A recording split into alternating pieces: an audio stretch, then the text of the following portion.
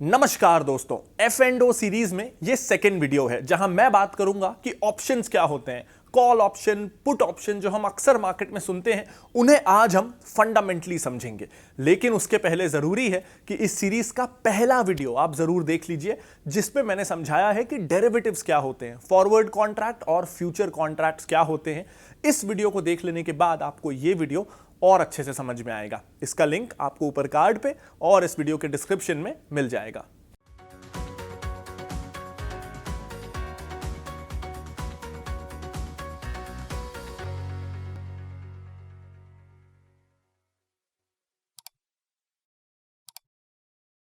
तो चलिए ब्रीफ में रिवाइज कर लेते हैं कि फॉरवर्ड और फ्यूचर्स के बारे में हमने क्या जाना था। फ्यूचर कॉन्ट्रैक्ट बेसिकली एक ऐसा कॉन्ट्रैक्ट है जिसमें मैं डिसाइड करता हूं कि आज से 1 महीने या 2 महीने बाद मैं एक फिक्स्ड प्राइस में कोई शेयर खरीद लूंगा। यानी मैं उसमें यह कहता हूं कि आज अगर 1 जनवरी है तो 1 मार्च को मैं ABC कंपनी का शेयर 100 रुपए में ले लूंगा, चाहे उस समय उसका दाम कोई भी हो।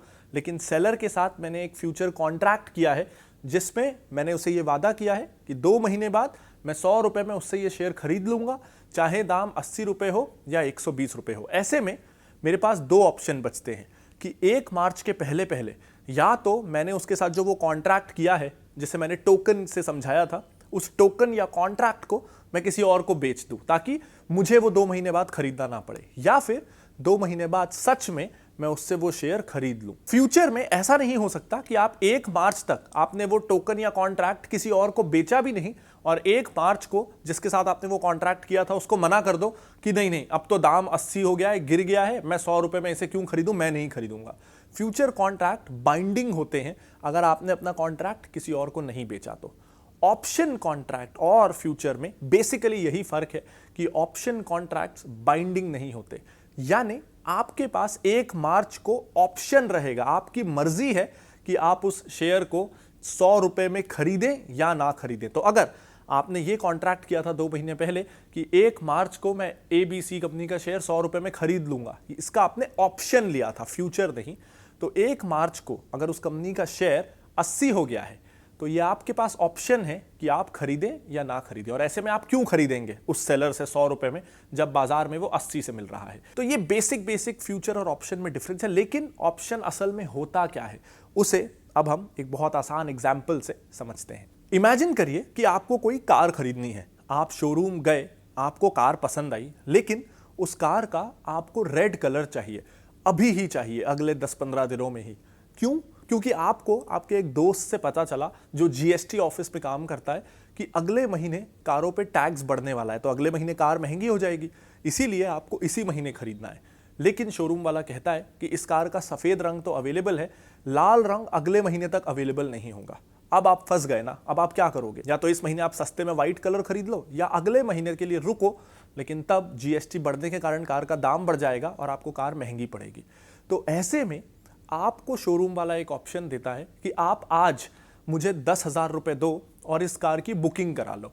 तो क्योंकि आपकी बुकिंग आज की हो गई है तो GST भी आप पे आज के हिसाब से लगेगा। 1 महीने बाद चाहे कितना भी GST बढ़े, मैं आपसे आज का जो कार का दाम है उसी दाम के हिसाब से पैसे लूंगा। तो आपको क्या बेनिफिट हुआ? पसंद का कलर भी मिल रहा है, सेकेंड आज के दाम पे भी मिल रहा है। तो आप 10,000 रुपए बुकिंग अमाउंट दे देते हैं।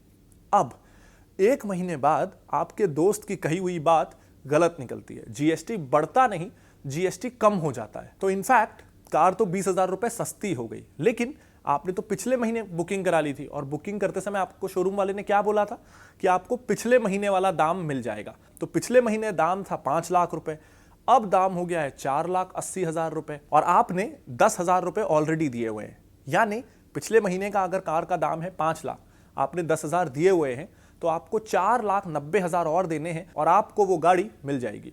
लेकिन अगर आप आज ही खरीदते हैं तो वो 4,80,000 की हो गई है। तो ऐसे में क्या आप पिछले महीने जो आपने बुकिंग कराई थी उसमें और 4,90,000 देंगे? ये कहाँ की समझदारी हुई? इससे अच्छा तो उस बुकिंग को भूल जाओ कि 10,000 रुपए दिए थे वो डूब जाए और आप आज नई बुकिंग करा के 4,80,000 में गाड़ी ले लो। ये एग्जाम्पल समझ में आया? सिंपल था। इसे ही अब हम शेयर बाजार के एग्जाम्पल से समझते हैं, जिससे ऑप्शंस आपको बिल्कुल क्लियर हो जाएगा।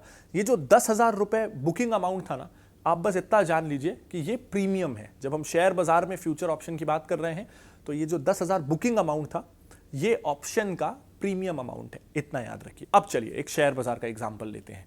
आपको एक ऐसी टीवी कंपनी पसंद है जो अगले महीने अगले 5 साल के आईपीएल राइट्स के लिए बिड करने वाली है बीसीसीआई के पास। यानी ये चांस है कि अगले महीने 5 साल तक टीवी पे आईपीएल दिखाने का ठेका इस टेलीविजन कंपनी को मिल जाएगा।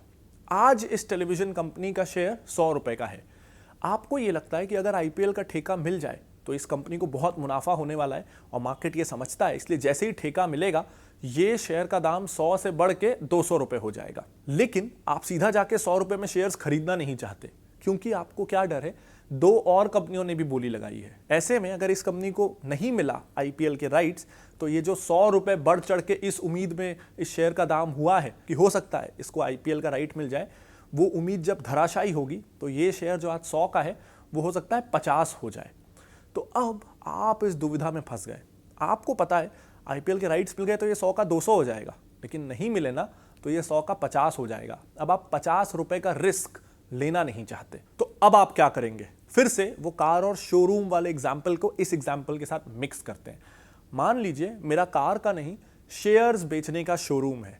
आप मेरे शोरूम आते हैं, आपको ABC कंपनी, ये जो टेलीविजन वाली कंपनी है, इसका शेयर पसंद आया, लेकिन यही डर है आईपीएल का राइट मिला तो 200, नहीं मिला तो 50, तो आप लेने से हिचकिचा रहे हैं। तो मैं आपको क्या बोलता हूं कि ठीक है, 1 महीने बाद है ना आईपीएल की बिडिंग, आज है 1 तारीख, 30 तारीख को आईपीएल की बिडिंग है। मैं आपको वो बिडिंग के बाद यानी 1 फरवरी को ये शेयर दूंगा। जब बिडिंग हो चुकी होगी, चीज क्लियर हो चुकी होगी, 1 तारीख को मैं दूंगा। मैं आपको 100 रुपए पे शेयर दूंगा। आज शेयर का दाम 100 रुपए है, आपको 100 रुपए पे ही लेना है। मैं आपको 1 तारीख को 100 रुपए पे ही दूंगा। चाहे आईपीएल का राइट मिले और शेयर 200 हो जाए तो भी मैं आपको 1 तारीख को 100 रुपए में शेयर दे दूंगा। चाहे शेयर का दाम गिरे तो भी आप मेरे से 100 रुपए पे शेयर ले सकते हो। ये मैं आपको ऑप्शन देता हूं। बदले में आप मुझे 20 रुपए आज दे दो और इस शेयर की 1 महीने बाद लेने की बुकिंग करा लो। जैसे कार की बुकिंग थी कि 1 महीने बाद कार मिल जाएगा, वैसे तो कार का जो बुकिंग अमाउंट था, वैसे ही ये शेयर का बुकिंग अमाउंट 20 रुपए मुझे दे दो और बदले में 1 महीने बाद जो भी शेयर का दाम हो आप मुझसे वो शेयर ले लेना। अब 1 महीने बाद उस कंपनी को आईपीएल के राइट्स नहीं मिलते और वो शेयर गिर के 50 रुपए हो जाता है। तो अब सोचिए, अगर मैंने शेयर 100 रुपए में खरीद लिया होता और वो 100 का 50 हो जाता तो मेरा कितना लॉस होता? 50 रुपए का। लेकिन मैंने क्या किया, मैंने शेयर नहीं लिया, मैंने शेयर की बस बुकिंग करा ली थी एक प्रीमियम देके। कितना प्रीमियम दिया था? 20 रुपए। तो अब जब शेयर 50 रुपए का है तो मेरे पास ये राइट है कि मैं उसे 100 रुपए में खरीद लूँ 1 महीने बाद। लेकिन मैं क्यों खरीदूंगा? वो तो 50 का हो गया, तो मैं 100 रुपए देके क्यों खरीदूंगा? तो मैंने नहीं खरीदा। वो जो बुकिंग करी थी उस बुकिंग को मैंने जाने दिया, डूबने दिया। तो मेरा नुकसान कितने का हुआ? केवल 20 रुपए का, जो मैंने बुकिंग कराई थी। अगर मैं शेयर ले लेता तो मेरा नुकसान होता 50 रुपए का। तो ऑप्शंस के जरिए होने वाले नुकसान को मैंने बहुत कम कर दिया। 50 रुपए के बदले केवल 20 रुपए ही मेरे प्रीमियम का नुकसान हुआ। तो अब आप सोच रहे होंगे, अरे वाह, ये तो बहुत अच्छा तरीका है अपने नुकसान को काट लेने का, अपने नुकसान को रोक लेने का। ऑप्शंस तो बहुत अच्छा है ऐसे में। तो यहां मैं आपको बताना चाहता हूं कि अगले वीडियो में हम फ्यूचर्स और ऑप्शंस में क्या रिस्क हैं, क्या डेंजर्स हैं, वो डिस्कस करने वाले हैं। लेकिन अभी आप जरा ये सोच लीजिए कि हाँ, इस केस में आपका लॉस ऑप्शंस ने कम कर दिया। लेकिन मान लीजिए अगर ठेका मिल गया होता आईपीएल का और शेयर 100 से 200 हो जाता तो क्या हुआ? आपने 20 रुपए पहले प्रीमियम दिया हुआ था कि 1 महीने बाद 100 रुपए में मुझे शेयर मिल जाएगा। तो अब 1 तारीख को आप 100 रुपए देंगे और शेयर ले लेंगे। अब शुरू में आपने 20 रुपए प्रीमियम दिया और अभी 100 रुपए दिया, यानी 120 रुपए आपने दिया और आपको 200 रुपए का शेयर मिल गया, यानी आपका 80 का मुनाफा हुआ। अब जिस तरह हमने पिछले एग्जाम्पल में देखा कि ऑप्शन लेने से लॉस कम हुआ अगर आप डायरेक्ट शेयर लेते उसके मुकाबले, इस केस में आपको मुनाफा भी कम हुआ। अगर आप 1 महीने पहले ही सीधा शेयर ले लेते तो आपकी टोटल कॉस्ट आती 100 रुपए। आपने 100 रुपए में शेयर ले लिया। इस केस में आपकी टोटल कॉस्ट आई 120 रुपए, क्योंकि 20 रुपए तो आपने प्रीमियम दिया इस हक के लिए कि 1 महीने बाद आप चाहें तो शेयर ले सके। वो हक की कीमत थी 20 रुपए और फिर आपको ये हक मिला था 100 रुपए पे कि 1 महीने बाद 100 रुपए पे ये शेयर खरीदने का हक मेरे पास है। तो अब आपको 100 रुपये भी देने हैं, तो अब आपकी कॉस्ट हो गई 120 रुपये। तो अब जहां पहले अगर आप डायरेक्ट शेयर लेते तो आपका मुनाफा 100 रुपये होता, अब वो केवल 80 रुपये हो रहा है। तो हालांकि इसमें लॉस को काटा जा सकता है, लेकिन उसी तरह मुनाफा भी इसमें कटता है डायरेक्ट शेयर्स लेने के मुकाबले, अगर हम ऐसा सिंपल कंपैरिजन करें तो। लेकिन ऑप्शंस में क्योंकि बहुत सारे अदर फैक्टर्स आ जाते हैं जो हम अगले वीडियो में डिस्कस करने वाले हैं, तो आप समझेंगे कि क्यों ऑप्शंस को बहुत रिस्की माना जाता है और क्यों इतना ज़्यादा उसके बावजूद लोग इसके प्रति आकर्षित होते हैं और खूब ज़्यादा ऑप्शन ट्रेडिंग दुनिया के हर बड़े शेयर बाजार में होती है। इसके रीजंस, रिस्क्स, बेनिफिट्स, ये सब हम अगले वीडियो में जानने वाले हैं। तो फिर से इसमें इंपॉर्टेंट बात दो है। पहला कि फ्यूचर कॉन्ट्रैक्ट में जहां आपके ऊपर ऑब्लिगेशन है कि अगर आपने वो कॉन्ट्रैक्ट बेचा नहीं है तो एक्सपायरी के दिन आपको उसको ऑनर करना है, आपको वो शेयर खरीदना ही है। ऑप्शन में आपके पास ऑप्शन है कि आप चाहे तो खरीदो, चाहे तो मत खरीदो। आपका प्रीमियम का पैसा तो वो पहले ही ले चुके हैं, वो डूब गया। अगर आप शेयर खरीदते हो तो आपको 100 रुपये और देने हैं जो आपने कॉन्ट्रैक्ट किया था उसके हिसाब से, नहीं खरीदते हो तो आपका प्रीमियम का 20 रुपये डूब गया। तो फ्यूचर्स के मुकाबले इसमें आप एक महीने बाद की परिस्थिति देख के उस समय के हिसाब से डिसाइड कर सकते हो कि आपको ऑप्शन को एक्सपायर होने देना है, वेस्ट जाने देना है, या आपको सच में वो शेयर खरीद लेना है। ये मेजर डिफरेंस है। सेकेंड, इसमें मेन डिफरेंस ये है कि जो मैक्सिमम आपका लॉस है वो उतना ही है जितना आपने प्रीमियम दिया, क्योंकि अगर शेयर जीरो भी हो जाए तो आप मना कर दो खरीदने से, आपके पास तो ऑप्शन है ना, आप चाहे तो खरीदो चाहे तो मत खरीदो। जैसे इसे भी एग्जांपल से समझ लेते हैं कि 100 रुपए का वो शेयर 50 हो गया, तो आपने नहीं खरीदा, आपके पास ऑप्शन था, आपने नहीं खरीदा, तो आपको 20 रुपए का प्रीमियम का ही लॉस हुआ। मान लीजिए वो 100 रुपए का शेयर 20 भी हो जाता तो भी आप नहीं खरीदते, तो आपका कितना लॉस होता? प्रीमियम का ही लॉस होता कि प्रीमियम बर्बाद गया। तो चाहे शेयर कितना भी गिर जाए, आपका लॉस केवल उतना ही होगा जितना आपने प्रीमियम दिया है, क्योंकि जिस भाव पे खरीदने का कॉन्ट्रैक्ट हुआ है कि एक महीने बाद मैं 100 पे खरीदूंगा, अगर वो 100 से नीचे है तो आप खरीदोगे ही क्यों? आप खरीदोगे ही नहीं, आप तो ओपन मार्केट से ले लोगे। तो ऐसे में लॉस मिटिगेट करने के लिए, लॉस, मैक्सिमम लॉस का एक लेवल सेट करने के लिए ऑप्शंस का यूज होता है। तो अब हम जानते हैं कि ये कॉल ऑप्शन और पुट ऑप्शन आखिर क्या होता है। अभी तक जो मैंने आपको एग्जांपल्स दिए, जहां ये था कि एक महीने बाद आपके पास ये ऑप्शन है कि आप कोई शेयर खरीद सकते हैं या नहीं खरीद सकते हैं, यानी आप किसी शेयर को कॉल कर सकते हैं कि ये शेयर मुझे दे दो, कॉल कर रहे हैं, वो होता है कॉल ऑप्शन, जिसमें आपके पास ऑप्शन है कि आप एक महीने बाद उस शेयर को या तो खरीद लें या ना खरीदें। यह है कॉल ऑप्शन। इसका ठीक उल्टा, जिसमें आपके पास यह ऑप्शन है कि आप कोई शेयर को बेच दें या ना बेचें, उसे कहते हैं पुट ऑप्शन। पुट ऑप्शन का भी मैं आपको एक एग्जांपल दे देता हूं। जिस कंपनी पे आपको उम्मीद थी कि सैटेलाइट राइट्स मिल जाएंगे, आपको ज्यादा उम्मीद उस बात की थी, इसलिए आपने ये राइट खरीद लिया कि एक महीने बाद चाहे उस शेयर का दाम कुछ भी हो, आपको वो 100 रुपए में खरीदने का मौका मिले। तो अब इसका उल्टा क्या हो सकता है? आपको उम्मीद है कि ये शेयर का दाम नहीं बढ़ेगा, गिरेगा, क्योंकि ज्यादा चांसेस हैं कि इसे वो राइट नहीं मिलने वाला। एक महीने बाद आपके पास क्या ऑप्शन होगा कि आप चाहें तो इस शेयर को बेचें और सामने वाले को खरीदना पड़ेगा, आप चाहें तो ना बेचें, आपकी मर्जी। अगर आप चाहेंगे बेचना है तो उसे खरीदना पड़ेगा। जैसे कॉल में अगर आपने चाहा कि मुझे ये शेयर एक महीने बाद चाहिए, तो सामने वाले को आपको देना पड़ेगा। तो जिस पे ये बाउंडेशन रहता है, जैसे आपके पास तो ऑप्शन है, कॉल ऑप्शन में आप खरीदें या ना खरीदें, पुट ऑप्शन में आप बेचें या ना बेचें, आपके पास ये ऑप्शन है, तो आप कहलाएंगे ऑप्शन होल्डर।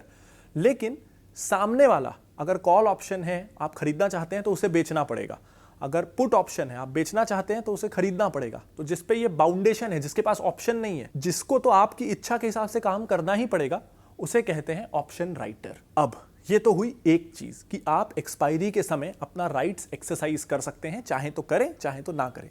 दूसरा, बिल्कुल फ्यूचर्स की तरह आप चाहें तो उस ऑप्शन को आप एक्सपायरी के पहले ही किसी और को बेच दें। वो जो 20 रुपए का प्रीमियम देके आपको टोकन मिला है, जिसके बदले एक महीने बाद आप 100 रुपए में वो शेयर खरीद सकते हैं, आप एक महीना चाहें तो मत रुकें और उस टोकन को किसी और को बेच दें।